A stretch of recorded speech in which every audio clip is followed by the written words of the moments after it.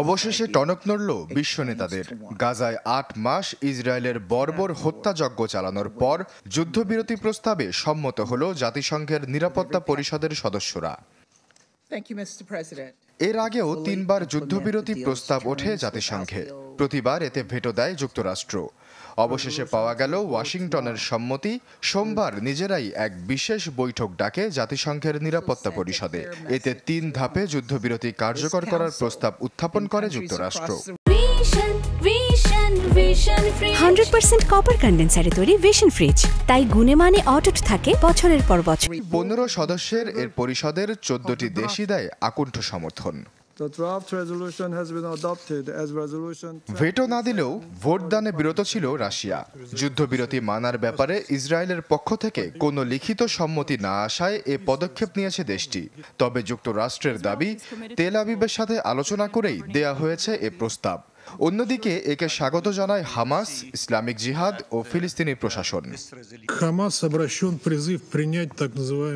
এই প্রস্তাব ইসরায়েল মেনে নিবে এমন কোনো প্রতিশ্রুতি দেয়নি তারা, বরং বারবার জানিয়েছে হামাসকে নির্মূল না করে গাজা ছাড়বে না তেল আবিব। তাহলে কিসের ভরসায় এতে সম্মত হবে হামাস?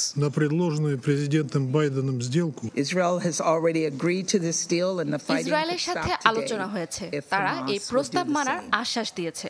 হামাস যদি শর্ত মেনে নেয় তাহলে একদিনেই শেষ হতে পারে এই যুদ্ধ। আজই কার্যকর করা সম্ভব যুদ্ধবিরতি। জো বাইডেনের দেয়া এ যুদ্ধবিরতি প্রস্তাবে রয়েছে একাধিক শর্ত।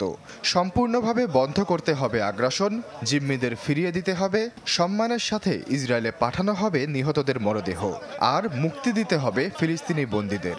প্রথম ধাপে 6 মাসের জন্য হামলা বন্ধ করে আলোচনায় বসবে দুপক্ষ। এদিকে যুদ্ধবিরতি প্রস্তাব পাশের পরও থেমে নেই ইসরায়েলি আগ্রাসন। হামলায় গাজা, পশ্চিম তীর ও লেবাননে একাধিক প্রাণহানির ঘটনা ঘটেছে। আশ্বাস চৌধুরী, চ্যানেল 24।